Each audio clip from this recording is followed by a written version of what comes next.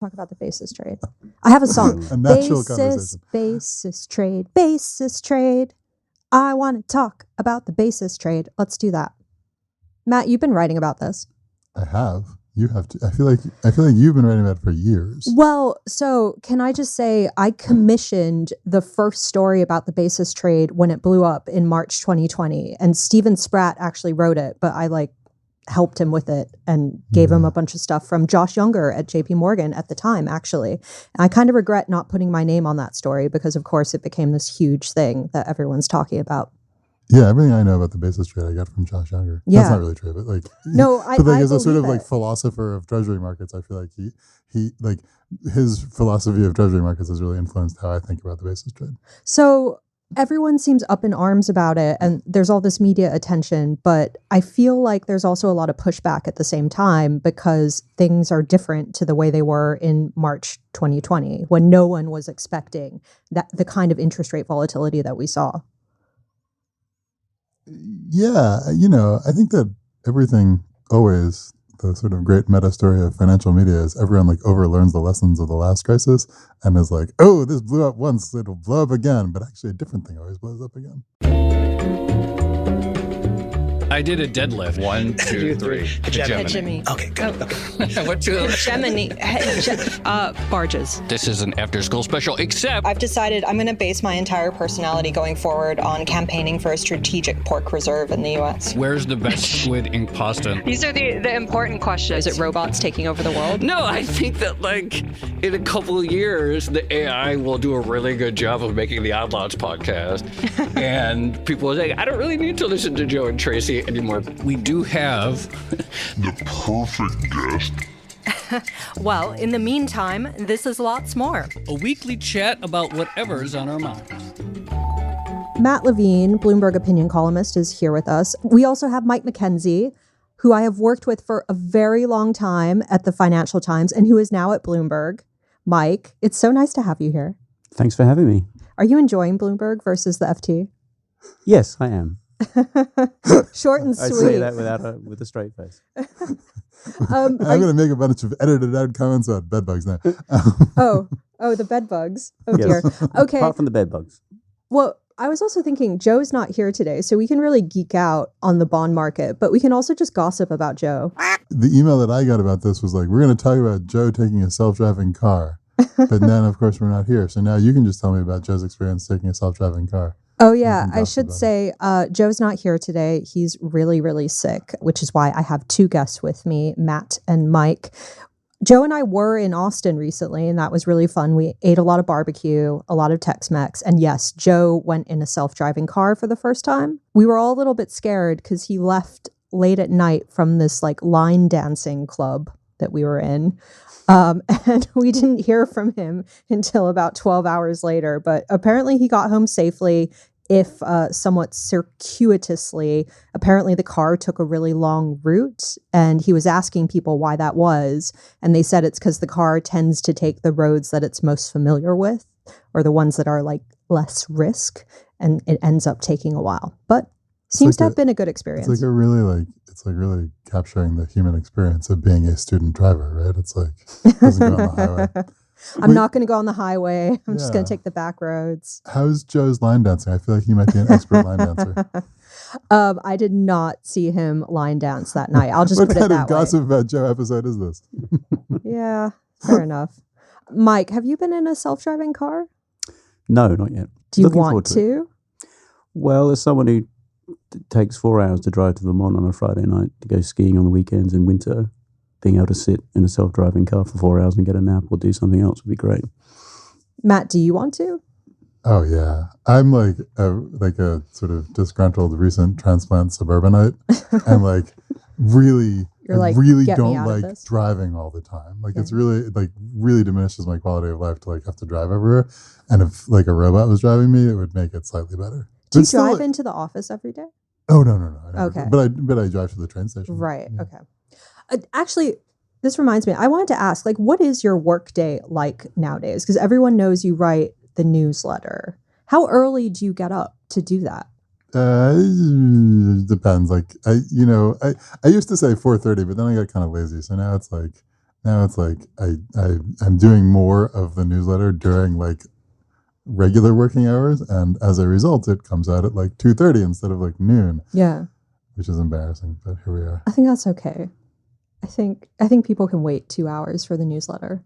Yeah, there's something to be said for like hitting people during their lunch break, but it is driven by my ability rather than any conscious plan. So it comes out when it comes out.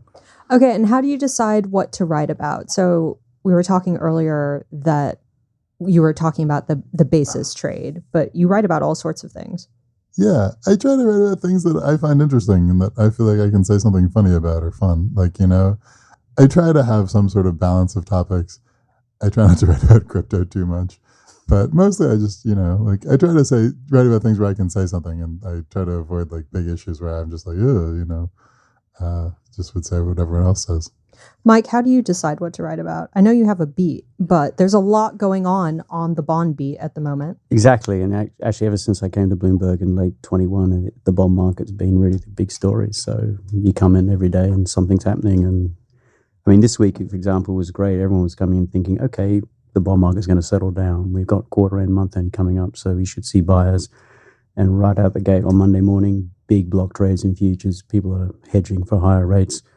And it just hasn't stopped. So it gives you plenty to write about. And we've seen some really big, interesting moves this week. And geeky things like term premium, for example, it's had the biggest rise. It's actually outpaced the rise we saw in May of 2013 when the taper tantrum kicked off. That's just how big a week it's been. That's crazy.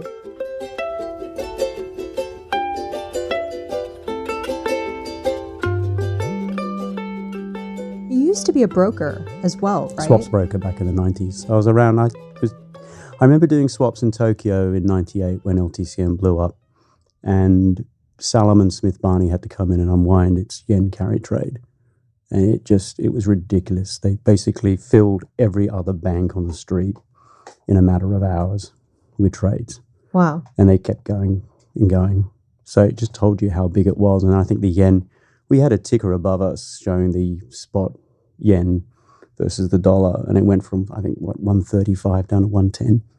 It was just incredible to see that. And that was really the first time in my experience that financial markets were just so huge. I feel like that must have been a really interesting time being like a broker in the 1990s in Tokyo.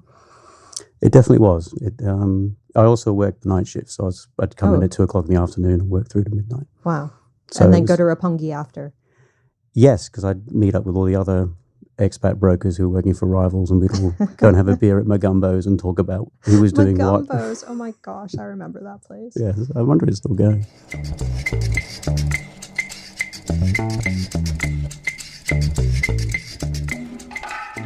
So, Mike, have you been writing about the basis trade as well?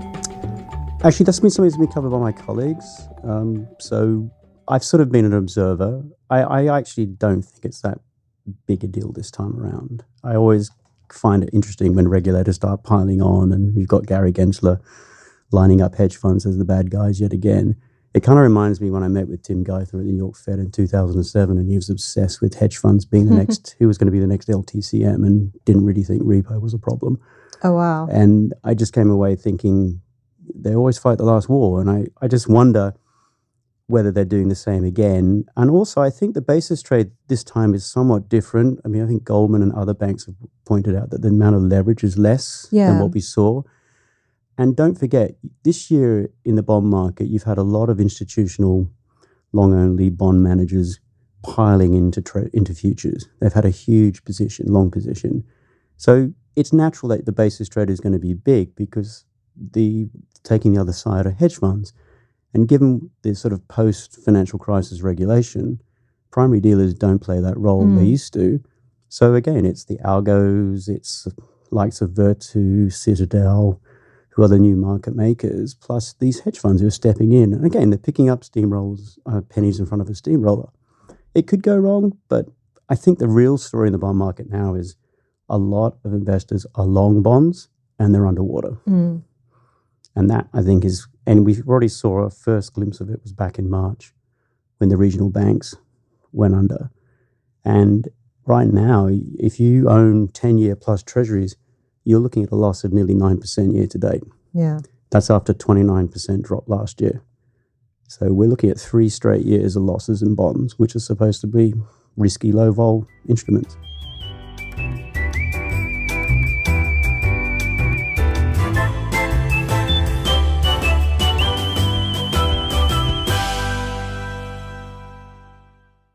I'm always interested in like what the basis trade is, right? Like, I mean, like I think of the Citadels and hedge funds of the world as being, in this respect, in the business of manufacturing a product for long-only managers, where the product is like people want to buy treasury futures, and like what there is to manufacture those futures out of is bonds. And so somebody does the kind of like low margin grunt work of turning bonds into futures. Right. And that work, you know, is sort of necessarily levered because, like, you know, why wouldn't it be? Wait, I should step back and just give like a very quick summary of this trade for people who haven't been, for people who have a life and haven't been following it as intensely as we have. But like the trade is basically you buy treasuries and sell the associated futures contract, and you get to pocket the difference or the spread between them, which is usually minuscule. And so what tends to happen is the people doing this, typically hedge funds or high frequency traders, those types, they lever up. They borrow a lot of money to amplify that spread. And in March 2020, when the treasury market started blowing up, that spread became problematic. A lot of people had to unwind the trades. And then you had this sort of self-reinforcing loop where people were dumping treasuries, and that was sort of fueling volatility in the wider market, and it just didn't stop until the Fed kind of stepped in. So that was the major concern, that this could somehow happen again. But Matt, as you point out, like, I mean, there's a reason this trade exists. Yeah, that story is like, well, okay, like why does someone get long, you know, $900 billion of treasuries and short $900 billion of treasuries? Like what is that thing? Like, what are the users on either side? And I think the answer is, you know, as Mike said, like long-only bond managers are getting long a lot of duration by futures, which I think like is a little, I don't know, it's like a little curious to me, like just why that like sociologically exists. But I guess it's like, you know, basically it's a sort of like efficient way to get a lot of treasury. And so, you know, to get that efficiency, if you're a pension manager or whatever, like someone's for you, right? Like you're synthetically borrowing money to buy treasuries, and like to get that, someone is actually borrowing money to buy treasuries, and that someone is a hedge fund. Yeah, and I mean, we mentioned earlier, but like Josh Younger has made this point many times that treasuries exist in the financial system, but they exist in many different forms, and someone has to kind of take on that business of transformation. In this case, you offer up duration through futures contracts, and it's the hedge funds doing it. But if it wasn't the hedge funds, then the big asset managers would have a harder time doing it, or potentially someone else could step in and try to provide that service and arbitrage the difference. Yeah, I mean, another thing that Josh Younger and Lev Manon point out in their paper, that something that Mike said, which is that this used to be, you know, the business of like intermediating treasuries used to be the business of primary dealers, and like post 2007 capital and other regulations have made the primary dealers step back, and now it is the hedge funds and algorithmic traders of the world who do this. And it's like, you know, if you're worried about the basis trade right now, like you're partly worried about like unintended consequences of like tightening regulation, treasury market, so that the treasury market migrates to like less regulated pockets of the world. Right. Well, and the other thing, I think Goldman pointed this out. Was it Goldman or JP Morgan? I can't remember. But like to Mike's point earlier, when the basis trade blew up in 2020, it was after a period of relative stability in the bond market. So no one was expecting that suddenly you would have all these initial extra margin requests. But now we've had 2 years of intense bond market volatility. So it seems really unlikely that people are going to be completely surprised if something, you know, if there was a big move in the market. I could be wrong, but that does seem like it's a little bit of a cushion. I think that's a good point. Yeah, I agree with that. But I also think that like the notion that like this is a market that is ultimately backstopped by someone, and that someone is basically the Fed, like I think there's like truth to that. I think if you sort of like trace down like what happens if like people are taken by surprise and like, you know, initial margin requirements do get a lot heavier, like yeah, like the ultimate, you know, sort of supporter of the treasury market is the Fed, and like that's a legitimate thing to worry about. But it's also sort of like like I think of like the treasury market as being a sort of like parallel to the banking system, where like it is again like a sort of way of, just as the banking system is like a way to turn like people's short-term cash like deposits into like long-term mortgages and loans, the treasury system is kind of a way to turn short-term cash deposits in the form of repo into like long-term loans to the government, right? Right. And like that is just like inherently a fragile situation, right? It's inherently fragile for people in the repo market to expect to be able to get their money back overnight, and like that money is being used to loan money to the government for 30 years. And like that inherent fragility, you deal with it in the same way you do in the banking system with like equity requirements, with like repo, haircuts and like, futures margin. But like that is 99 point whatever percent reliable, and you understand that there is a fail state, and the fail state is like there's some lender of last resort that steps into the market if the market collapses. And I just think that like people don't like to hear that, people don't like to think about the idea that there's like not 100% reliability, but 99 point whatever percent reliability. But that's just like sort of, that's like how you get this sort of financial intermediation is you take a certain amount of that kind of run risk. Yeah, and I think another really interesting aspect to this market since the Fed began tightening policies that we did see a surge of volatility, a lot of stress in liquidity measures last year. But if you talk to investors, they told you, I can still buy and sell treasuries. And I think given the fact the Fed did a number of jumbo rate hikes last year for the first time since 94, when they only did one 75 basis point hike back then. And that was always seen as the worst ever bond bear market. Well, obviously last year was the worst ever bond market for investors. But it's remarkable to me that the basis trade hasn't blown up. It's actually kept functioning. And I think when you step back and look, if you said to someone, hey, the Fed's going to jack rates over 500 basis points, they're going to throw in 75 basis point rate hike shots, and things are going to be fairly orderly. In fact, when I was talking to investors last year and said, how bad is it? More than, and quite a few of them said, well, actually, it's actually fun, because it was so boring for the last 10 years when rates was slumbering around zero. He said, you're coming in every day and you're talking about where rates are going to go. We used to write stories about how boring bonds were, and all the traders were complaining about it. There wasn't enough volatility. It's not boring anymore. Yeah. But I think it's amazing to me looking at this, how the market has really held in. Now, I look at the credit markets and think they might be whistling past the graveyard here because spreads have still stayed in pretty tight. This has been predominantly a rate shock. Yeah. But it's also occurring when the Treasury is going to be selling a lot more treasuries. And that, if you want to know what was a trigger for the recent rise in yields, it really began in late July when the refunding was coming. Yeah. And that was a definite shock. And really, the market just hasn't stopped selling off since then. Yeah, I think this is important because a lot of this is being interpreted as a rate shock post the FOMC, the recent FOMC meeting, the sort of higher for longer narrative. But it seems like it's more of a supply-demand issue. It's really interesting because normally when you ask people that question, how important is supply, they just shrug their shoulders and go, oh, it's only something at the margin. But this is what it kicked this off. And now, last week's Fed meeting, I think, really did nail this, because once the Fed said higher for longer, it does seem to be finally registering with bond markets that the Fed is definitely serious about this. And this week's pickup in oil prices has only added to that sort of anxiety that, well, if inflation isn't really going to come back to 2%, just how much can the Fed conceivably cut rates from here? So I think there's a lot of anxiety now, and the realization is that when you combine supply with a Fed that is on perma hold at higher levels, the Treasury curve is still below the funds rate. That's not a good look. If you think back to 2007, eventually that 10-year did get to 5.25, bang in line with the then Fed funds rate of 5.25.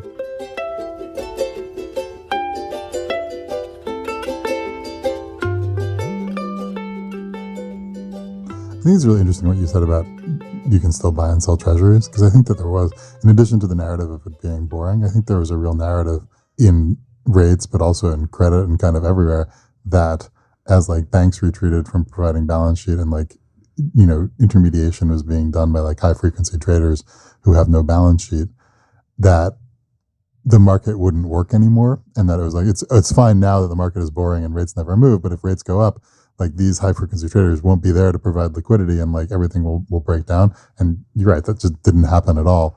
And it turns out that like the modern sort of system of treasury intermediation can work even in a volatile rates environment. People are worried about bond market liquidity. They really were. I have a confession, Matt. I used to write about this a lot, and your section, your title annoyed me. I think it was meant these to. were legitimate concerns at the time.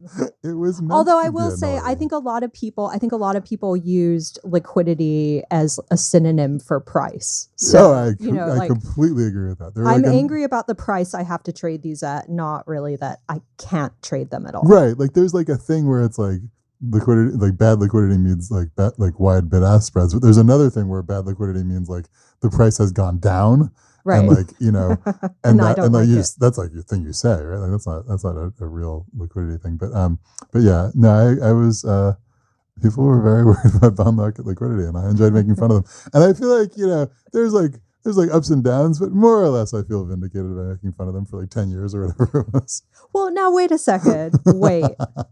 I mean, it's not like this was a complete non-issue. Yeah, thank you, Matt, for rescuing that. It's not like this was a complete non-issue, though, because in March 2020, again, that's right. We saw Treasuries seize up in one way or another. Right. We saw the Fed announce a corporate bond buying program that it's never done before. In the end, it didn't actually have to buy that many bonds. The announcement was enough to kind of, calm the market.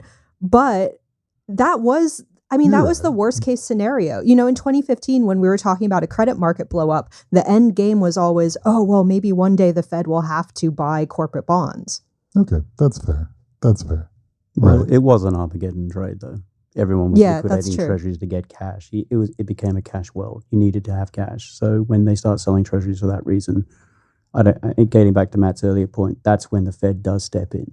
Yeah, like that didn't feel like the market functioning that people had set up just didn't work. It felt more like there was an Armageddon trade. But yeah, I hear you. Okay, fair enough. We need another credit blow up to test this thesis, and we might get one. Well, okay, wait. Yeah, that's true. I mean, that's a real point, right? I mean, like, as Mike said, like rates have gapped out and credit really hasn't. And like when there's a wave of bankruptcies or whatever, like, how will that market function?